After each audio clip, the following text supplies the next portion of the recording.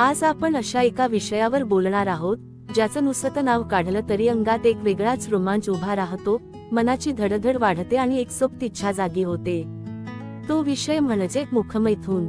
आजच्या या विशेष भागात आपण मुखमैथुनमधील ती मादक गुपिते, शास्त्रीय पद्धती आणि सर्वात महत्त्वाचं म्हणजे सुरक्षेचे नियम उघडपणे जाणून घेणार आहोत, जे तुमच्या बेडरूम मधील वातावरण पूर्णपणे बदलून टाकतील।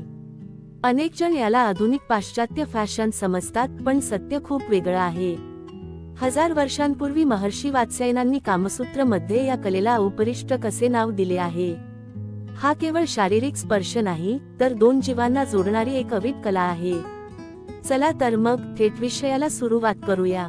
संवेदनांचे महाजाल, द सायन्स ऑफ प्लेजर। आपलं शरीर हे संवेदनांचं एक जिवंत जाळे आहे। निसर्गाने मानवी शरीरात काही भाग असे बनवले आहेत जे स्पर्शासाठी अत्यंत संवेदनशील असतात। ओठ, जीभ आणि जननेंद्रिय हे भाग शरीरातील सर्वात जास्त मज्जातंतू नर्व्सनी व्यापलेले असतात। जेव्हा या दोन संवेदनशील भागांचा मिलाफ होतो, तेव्हा मेंदूत आनंदाचे जणू स्फोट होतात। ओठांची ती मऊब आणि जिभेची ती ओलसर हालचाल यामुळे शरीरात डोपामाइन आणि ऑक्सिटोसिन सारखे हार्मोन्स वेगाने वाहू लागतात। अनेक जोडप्यांना मुखमैथुन या प्रकारच्या जवलिकीमध्ये संभोगापेक्षाही जास्त समाधान मिळतं, कारण यामध्ये तुमची चारही ज्ञानेंद्रिये दृष्टी, रुची, गंध आणि स्पर्श एकाच वेळी काम करत असतात। मुखमैथुनाचे दोन मुख्य मार्ग। 1.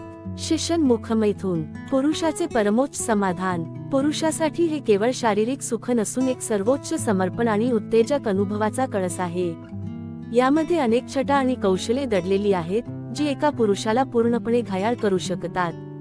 महर्षी वात्स्यायन म्हणतात की याची सुरुवात थेट क्रियेने न होता हळूवार चुंबनाने व्हावी। शिशन हातात घेऊन त्याचे ओठांनी अतिशय नाजूकपणे चुंबन घेणे ही पुरुषाला उत्तेजित करण्याची पहिली पायरी आहे। पुरुषाच्या त्वचेची ऊब आणि स्त्रीच्या ओठांचा स्पर्श यातून ज्या संवेदना निर्माण होतात, त्या पुरुषाच्या मनात कामेच्छा प्रज्वलित करतात। जेव्हा शिशन पूर्णपणे ताठरलेले असते, तेव्हा ओठांची एक घट्ट पण मऊ पक निर्माण करणे ही एक कला आहे। शिशन तोंडात घेऊन हळूहळू मागे पुढे हालचाल करणे आणि श्वासाची ऊब त्यावर सोडणे, यामुळे पुरुषाची कामशक्ती प्रचंड वाढते।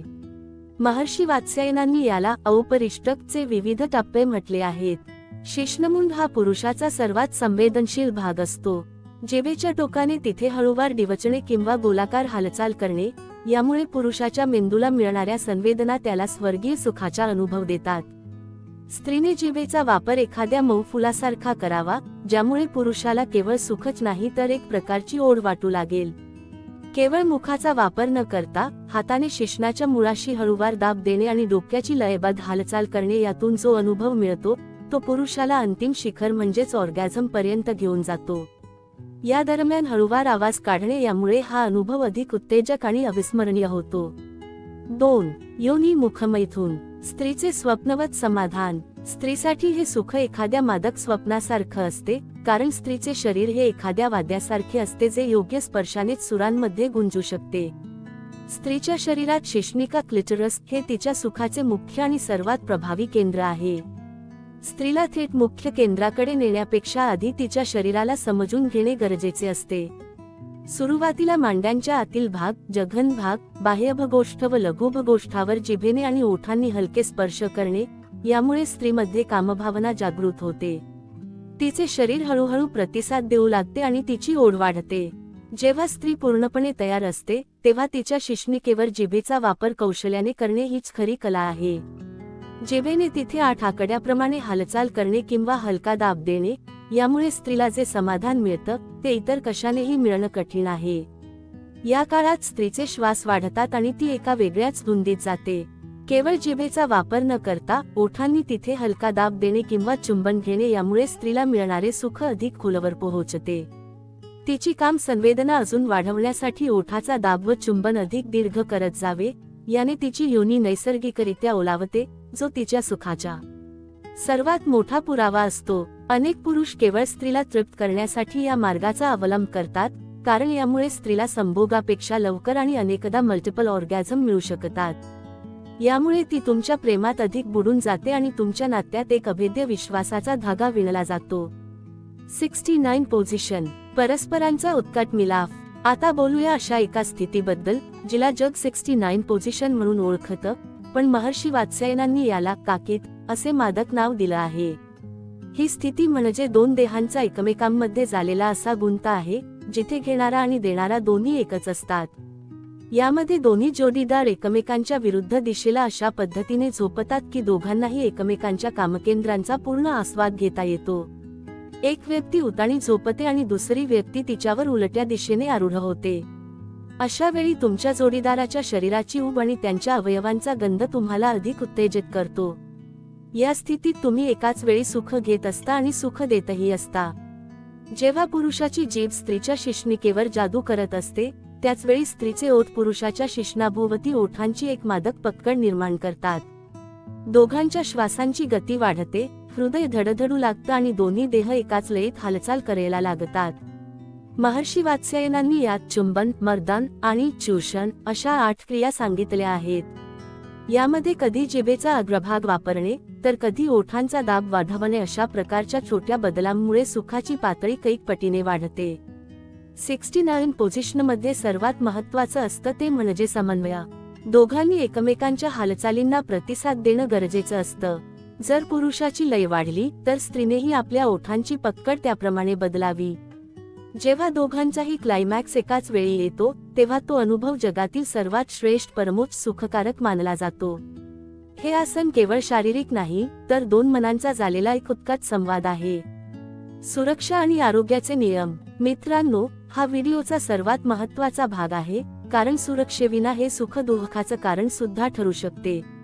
1. स्वच्छता, हायजीन. जननेंद्रिय आणि मुख हे दोन्ही भाग पूर्णपणे स्वच्छ असणे ही पहिली अट असते. या क्रियेसाठी अंघोळ केल्यानंतर किंवा जननेंद्रियाच्या भागाची कोमट पाण्याने स्वच्छता केल्यानंतरच पुढे जावे. अस्वच्छतेमुळे बॅक्टेरिया वेगाने पसरतात आणि संसर्ग होऊ शकतो. 2. गर्भारपण, प्रेग्नन्सी. गरोदरपणात योनी मुखमैथुन करताना अत्यंत काळजी घ्यावी. काही वेळा यामुळे हवेचा दबाव निर्माण होऊ शकतो जो धोकादायक असतो. त्यामुळे डॉक्टरांचा सल्ला घेतल्याशिवाय प्रयोग करू नका. 3. एम्बॉलिझमचा धोका. पुरुषाने कधीही योनीत जोराने हवा मारण्याचा प्रयत्न करू नये. विज्ञानानुसार यामुळे एम्बॉलिझम होऊ शकतो जो प्राणघातक ठरू शकतो. 4. Infection, STD. जर तोंडात फोड असतील, हिरड्यांमधून रक्त येत असेल किंवा जोडीदाराला कोणताही त्वचाविकार असेल तर ही क्रिया टाळावी. सिफिलिस सारखी गुप्त रोग पसरण्याचा धोका इथे सर्वात जास्त असतो. 5. Gage reflex. शिशन घशात जास्त खोलवर नेल्यास स्त्रीला उलट्या, व्हॉमिटिंग होऊ शकतात. यामुळे तिचा मूड खराब होऊ शकतो आणि शारीरिक त्रासही होतो, त्यामुळे लय सावध ठेवा. मानसिक पैलू आणि संमती. मुखमैथुन ही कोणतीही विकृती नाही, पण प्रत्येकाची आवड निवड ही वेगळी असते. काहींना हे खूप आवडतं तर काहींना याची घृणा वाटते. त्यासाठी खालील गोष्टी समजून घेतल्या तर तुमचा अनुभव खूपच सुंदर होऊ शकतो. 1. संमती. जोडीदाराची मनापासून इच्छा नसेल तर कधीही सक्ती करू नये. जबरदस्तीने मिळवलेला आनंद हा गुन्ह्यासारखा असतो. 2. संवाद. तुम्हाला काय आवडतं, कुठे स्पर्श हवा आहे हे जोडीदाराला स्पष्ट सांगा. लाजण्यापेक्षा बोलण्याने नात्यात पारदर्शकता येते आणि अनुभव सुखकारक बनतो. 3. आदर. जोडीदाराच्या मर्यादांचा आदर करणे हेच खऱ्या प्रेमाचं लक्षण आहे. भारतीय कायद्यानुसारही संमतीने केलेल्या या गोष्टी गुन्हा नाहीत, पण त्या दोघांच्या आनंदासाठी असाव्यात. तर मित्रांनो, आज आपण मुखमैथुन या विषयाचे सर्व पैलू, शास्त्र, पद्धती आणि सुरक्षा अतिशय उघडपणे आणि सविस्तर पाहिली. हा व्हिडिओ तुम्हाला कसा वाटला? तुमच्या मनात काही शंका असतील किंवा काही अनुभव असतील तर कमेंटमध्ये नक्की सांगा. धन्यवाद.